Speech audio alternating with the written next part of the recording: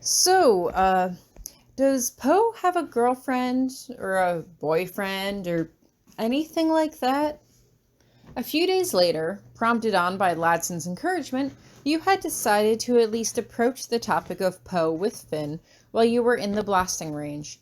Ladson had really come back, more or less, to his old self again, and he claimed that it was all due to Finn's unwavering support and encouragement.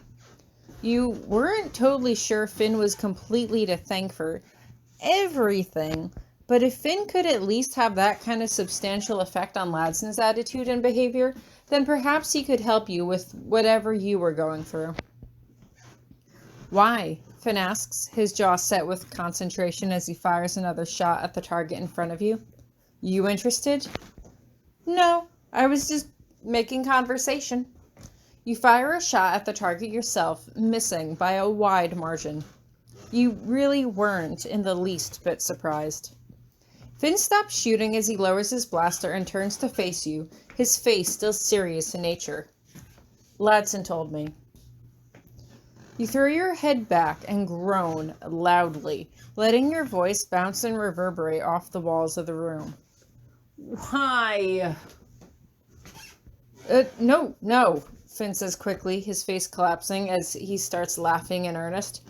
No, Ladson told me you wanted to talk to me, although now I think I can guess what it was about. It's not about Poe, you huff as you correct your stance and line up your shot. Uh-huh. It's not, you exclaim, and you completely miss the target as you fire again. You sigh and let your arms drop to your sides. Okay, Finn says quickly. We don't have to talk about Poe, although you were the one who brought him up. That much was true, and you shoot him a dirty look. What do you want to talk about, then? You let out a breath through your nostrils. I've been thinking about the First Order lately, you say at length, trying to gauge his reaction. He just shakes his head slightly to the side, waiting for you to go on. Is it okay to talk to you about that? Yeah, Finn says, sounding almost surprised. Sorry, You shake your head. I remember what you said about their manipulation and mind games, and I was just wondering, do you think everyone in the First Order is evil? Finn lets out a small laugh, but stops when he sees your reaction. What brought this on? I don't know. You shrug. I don't know. We had two very different experiences with the First Order. Phasma was nice to me. She gave me my staff and helped train me. And Kylo was decent to me too. I know what you said before about manipulation and mind games, but surely they can't be totally evil if they're capable of doing nice things. You shrug again. I mean, I would go out on a limb and say that Hux is totally and completely evil, but that's Hux. Finn just sighs as he runs a hand through his short, cropped hair, deep in thought. We had different experiences with them, he says. I met other stormtroopers in the First Order who weren't bad guys. They were just conditioned to be killers, and they didn't fight it. It's not really their fault. They were like me, taken from their families at a young age and trained to do one thing. They didn't have a choice in it. It's the only life they ever knew. You let out a deep breath. Kylo Ren was manipulated from a young age, you tell him, although you know he already knows that. He was manipulated by Snoke for a long time. For all we know, he was conditioned to go over to the dark side, and maybe he just stopped fighting it. Maybe it was too powerful, and he just gave into it. You shuffle your feet uncomfortably. I know he tried to kill you, and I'm sorry for that. You don't need to apologize for that, Finn assures you. You did nothing wrong. That wasn't on you. Still, you say with a shrug, do you think that Kylo himself is a bad person? An evil person? Finn scratches the back of his head as he thinks. First, you need to stop apologizing for him. You're not responsible for what he is or what he's done. You did whatever you could to survive up there, and everyone here knows that. You nod your head quickly, waiting for him to get to your question. I don't know if he's evil or not, because I don't know what he's thinking. I don't know what Snoke has said or done to him to make the guy the way he is. but I do know that we can only judge people by the choices they make and how they treat us. You see good in the guy, and I get that, because that's the side of himself that he showed you. For me, I've heard rumors about what that guy has done for a long time before I watched him kill his father right in front of me, and then I was on the receiving end of his lightsaber. He bites his lip as he looks at you. Really looks at you. For you, I'm sure you see a man that can be redeemed, if he wants redemption. But for me, I don't. I don't see it because all I've seen him do is hurt other people. He disarmed me back on the Starkiller base. He didn't have to go for the fatal blow, but he did, and I'm pretty sure he thought that I was dead. To me, it doesn't matter what orders Snoke gave him. He had a choice, and right then, he chose to try to kill me, and I can't forgive that. There's a silence that stretches on and on between you, and you don't know what to say. You want to apologize again, but Finn was right. You couldn't keep apologizing to Finn and everyone else for what Kylo Ren had done. He was an adult, and he was capable of making his own choices, his own decisions, completely independently of you. I think I'm conflicted, you say at length, because part of me wants to forgive him, but I can't. Honestly, I just don't think I can anymore. And that's up to you. Finn reaches out and puts his hand on your shoulder, giving you a firm, reassuring squeeze. Forgive him or not, that doesn't matter. The dude probably doesn't want it anyway. But you need to forgive yourself for what happened up there. Whether you were manipulated into it, or hell, even if you liked going along with it, you need to forgive yourself. That's so far in the past. He shakes his head. I'm sure back on that base, everyone knew about you and Kylo Ren, right? Everything you were was in relation to him. But that's not how we see you here. Never have. You're your own person, and all we have ever seen, is you, the brave, strong, kind-hearted person standing in front of me. You can't help yourself. You feel tears brimming in your eyes as you throw your arms around his neck, burying your face in his shoulder. He wraps his arms around you too, gently stroking your upper back. Thanks, you say, your voice filled with emotion. Thanks, I think I really needed to hear that. He waits until you're ready to pull away, and you offer him a small smile, which he quickly returns. You let out a sigh as you collect yourself, rubbing your face with both hands. I feel a lot better now. Finn gives you a thumbs up, and it makes you giggle. What's the Torteroon sign for awesome? You just mimic his gesture, holding up your opposite hand in a thumbs up as well. This works. So, Finn says as he slowly lowers his arm, what's this about Poe? Just heard a rumor, you say, shrugging your shoulders. Is he involved with someone? Finn appraises you for a moment before he cracks a grin. If you want to know, you're going to have to ask him that yourself. Fair enough, you say with a shrug of your shoulders. You lift your arm, holding the blaster in the direction of the target as you casually squeeze the trigger. There's only a slight recoil as your eyes move from your wrist to the target. You hit it dead center. Feeling better now, huh? Finn asks, and a grin spreads across your face as you nod your head.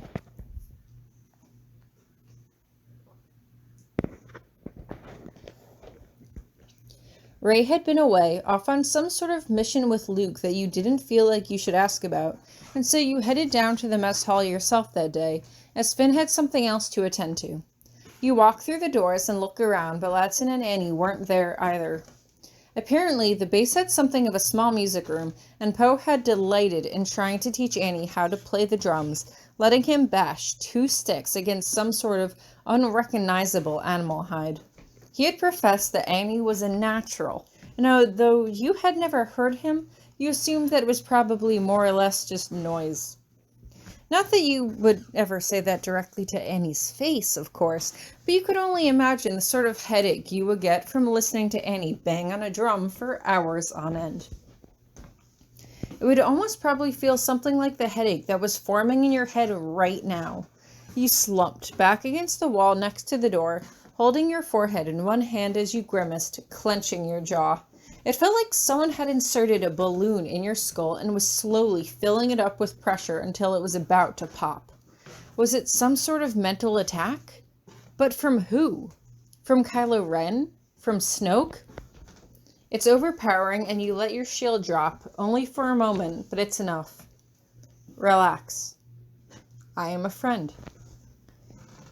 You look up and around you. No one's paying any attention to you, and you quickly think back in the direction you think the voice came from. Who are you? How are you in my head? Are you here with me right now? There's a quiet chuckle of laughter that only increases your unease. He never did communicate with you this way, did he?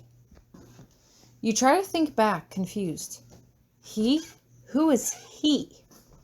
Suddenly, an image of Taro burns into your mind, and the realization snaps into your mind so fast it almost makes you dizzy. You? You're Taro's brother? I guess his wall kept him out too, is the only response you get. Suddenly, you're tearing your way through the crowd, desperately looking for any Tortudaru. You hadn't really noticed any before, but then again, you hadn't been looking. You remember that Poe had told you that Taro's brother was on board the base, but you had never actually gone looking for him. What were you supposed to say to him anyway? Your brother helped mentally protect me from Kylo Ren, even though it was all part of some resistance plot that I wasn't in on, and then tried to help me escape but got himself killed instead? You realize that he may or may not still be tapped into your thoughts, and you quickly try to suppress anything and everything from your mind until you find him. There's a long stretch of tables along the far side of the wall with a long bench running across it, and Taro's brother is sitting near the middle, alone. There's only one empty seat across from him, and you take it as if he might have been expecting you to arrive. You walk towards him nervously, pushing what you had forgotten about Tortudaran culture back into your head. You immediately drop your eyes and bow your head as you make your way into his seat, making sure not to make eye contact. You extend your hand over the table, palm outstretched, waiting for permission. You wait until you feel the rough fingertips slide against the grooves of your palm before you jerk your eyes upwards towards his face. Physically, he didn't look all that different from Taro. They both had dark green skin and were over 2 meters tall, common for most Tortudaru. Their species had big heads, not quite bulging at the sides, but there was a significant increase in girth there. He had 2 very large eyes, 2 narrow slits on his face to serve as a nose, and a mouth, although it was more of a flap that extended up and then back from the bottom cavity, the appearance not unlike a child walking around with their mouth agape with their tongue stuck to the roof of their mouth. He smiles at you as he presents you with his own name, a letter tapped twice against the side of his bicep. You nod your head quickly in understanding as you make the shape of the first letter of your first name and move it in a quick spiral from the bottom of your chin down to the top of your left shoulder. He sits there, appraising you, and you shuffle awkwardly in your seat, not quite sure what to say to him. Finally, he lifts up his hand and spells out his name. Taro. You just nod your head and hold up 2 crossed fingers. Best friend. You make a fist and put it against your chest, about to make the sign for sorry. For Taro's brother holds his hand out to stop you. Brave, he signs. He points back to himself and makes a sign for proud. You push a smile to your lips as you look up at him, lifting up your hands as you try to explain. He came back for me. He wanted me to try to escape with him. His brother shakes his head as if he doesn't understand. No go with? You shake your head as you point to yourself. Distraction. Provide help I wanted. Ah. He seems to smile in spite of himself as he drops his chin to his chest. He makes the sign for a hero before he shakes his head sadly and lifts up his index finger and twists it against his chin. I miss him. You hold up one hand, keeping your index and pinky fingers extended as you move your hand in a small line back and forth in the space between you. Same. You're not really sure what else there is to say, and for some reason you're oddly thankful as you hear a familiar voice speak up behind you. How's it going? You spin around to see Poe standing there, and you can't help but let a smile cross your features.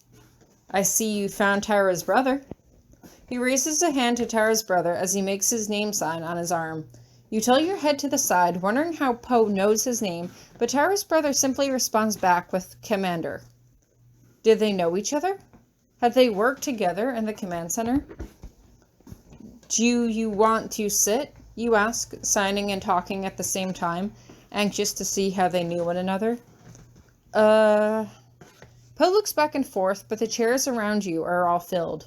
You don't even have time to process what's happening as Poe slides the chair back and lifts you up by sliding one arm underneath your underarms, squeezing himself beneath you in one fluid motion. How did that happen? You think to yourself, and you can't hide the blush that's spreading across your cheeks as you realize that you are sitting on Poe's lap. Both of your legs are straddling either side of his, and you hold your hands stiffly out in front of you like a caricature paused in mid-motion, momentarily forgetting how to move. Poe does not seem to notice your awkwardness at all. In fact, he slips one arm around your shoulders to hold you steady as he lifts his free hand into the air as he makes the sign for, "How are you?" using only one hand. "Good," Tara's brother replies, putting the fingertips of his flat hand to his chin and pushing outwards. Wait. You turn your body inwards so that you can better see Poe's face. You're ridiculously close to him, but at least you're too distracted to really give it more than a passing thought. I thought you said you didn't know any Torturoon. Poe taps the side of his head with one outstretched finger. Thought should learn? He can't make the sign for some using only one hand, so he just makes a gesture for a little bit, holding his index finger and thumb an almost imperceptible distance apart before he points to you. You let a blush take over your cheeks again, and you swivel your body around again to face Tara's brother so you don't have to answer him. Poe really wanted to learn Torturoon for you? Tara's brother takes two fists and turns them to the side, smashing the base of his fingers on both hands together as he flexes the thumbs on both hands up and down in one congruent motion, holding the sign out in front of his chest. You know the implications of that sign, as all of the possible terms filter their way through your mind. A couple. An item. Dating. Lovers. Sweethearts. More or less, it symbolized two people who were involved, with romantic, not sexual, implications. What's that mean? Poe's voice suddenly makes you realize how close you are sitting to him, and his hot breath against your ear is enough to make you physically ill. You ignore him, snapping your index middle finger together against your thumb in a quick series of repeated movements. No. No. Ah. Tara's brother makes a brief expression of comprehension. He picks up both hands and turns them to the side, running the fingertips of one hand over the palm of the other, letting them trail up and over his fingers, snapping the motion slightly at the end as he pulled his hands apart. It's the casual sign for hooking up. No, you say and sign at the same time, finger spelling the word over and over again for emphasis. No. What's he saying? Poe whispers in your ear, and you are pretty sure that if his lips do accidentally touch your earlobe, that you will either faint or spontaneously combust on the spot. Tara's brother just laughs at your reaction as he picks up his hands again. Commander approached me not long ago, said he wanted to learn. He cocks his head to one side in consideration. I think he's trying to impress you. You bite your lip as you turn back around to face him, trying to conceal the fact that your face must be glowing red right now. You really wanted to learn Torturoon? I told you I'd been meaning to learn a little. Poe shrugs. I figured with you around I'd actually have someone to practice with. You turn halfway to Tara's brother, unsure of how to respond to that. He simply tilts his head to the side as he picks up his hands. Is it working? That confirmed it. He was a cheeky son of a bitch. He was definitely Tara's brother. The three of you talk for a while, although it's mostly you and Tara's brother talking, while you let Poe in on the conversation and teach him whatever signs and expressions he needs to know in order to help him reply adequately. It was immediately clear from the start that he didn't really know all that much, but it still meant a lot to you regardless, and you turned your full attention to the conversation to distract you from the fact that Poe kept running one hand absent-mindedly up and down your side, occasionally letting it linger on the outside of your thigh. "No, it's Poe," you laugh. "Your name is Poe." "That's what I'm spelling," Poe laughs without the tiniest bit of frustration. You turn back to Tara's brother, who just makes a faint chuckling sound as he shakes his head. "No, that's a K, not a P," you tell him. "No, I'm pretty sure that's a P." "Not a P." You turn to Tara's brother and point to Poe in exasperation. He just shakes his head as he holds up the proper shape for P. "See?" you ask as you speak in signs simultaneously. "See, I told you." You shake your head. "You need to turn it the other way." "What other way?" Poe asks, contorting his wrist to the side. "That way?" "That doesn't even look natural," you murmur. You can't help yourself. You don't even think. Your body just reacts as you reach forward and put your hands around his, adjusting it into the right position.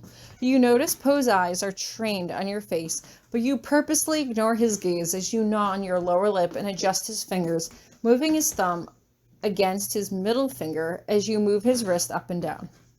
"There. Better." "Huh," he says with a shrug. "Guess so." He smiles up at you, but you just pretend to be annoyed by the whole affair as you turn away from him. Still, you can't deny that you are secretly liking the way his thumb absent-mindedly caresses your side. Suddenly your stomach growls and Poe turns to you sharply. "Have you eaten yet?" "Oh," you shrug. "No, guess not. Waiting for me to get you food, is that it?" Poe asks teasingly. "I'm perfectly capable. I'll be right back." You let out a huff of defeat as Poe slowly eases you off of his lap so that you can get up. You stretch your legs for a minute before you sit back down, watching Poe disappear into the crowd of people. Eventually, your gaze returns to Tara's brother, who is sitting there with a satisfied smirk on his face. He likes you. You roll your eyes as you slide your index fingers over one another, knotting them together. "He's my friend." Tara's brother just shakes his head and then taps the side of his head twice with one index finger. Your mind traces through all the possibilities of what this could mean before it settles on one uncomfortable notion in particular. You went into his head? Tara had kept the wall up in your head to keep Kylo Ren and anyone else from getting in, but had he and the other Tortudaru been reading Ladson and SaSS in everyone's minds as well? You knew that they had been reading the minds of the stormtroopers in the First Order, but that was because that was part of their goal. Didn't they have any sense of morality associated with their telepathy? Did they just poke around people's heads whenever they felt like it, just to see what was in there?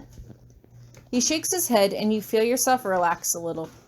Didn't need to. You hesitate for a moment before he adds, like, same. In other words, you like him back. You just groan silently as you stretch your neck from one side to the other. This was definitely Tara's brother, all right, sticking his nose into your love life for the sole purpose of watching how adamantly you would deny it. Finally, you just sit back and move your hands across each other in the air, your index fingers leaving a tiny wave of squiggles in their wake. It's complicated. Tara's brother just shrugs his shoulders. Always is. You took a deep breath as you crossed your arms over your chest, and he didn't press you any further. Still, you couldn't help but wonder about what he had said. Whether he had actually been inside Poe's head or not, the Tortudaru were able to pick up on emotions of people from across the room. It's why they generally try to shy away from crowded places such as this. He didn't actually have to get inside Poe's head to be able to discern how Poe felt about you. At first, the idea of Poe actually feeling anything towards you seemed like a ridiculous notion, but the signs were all there.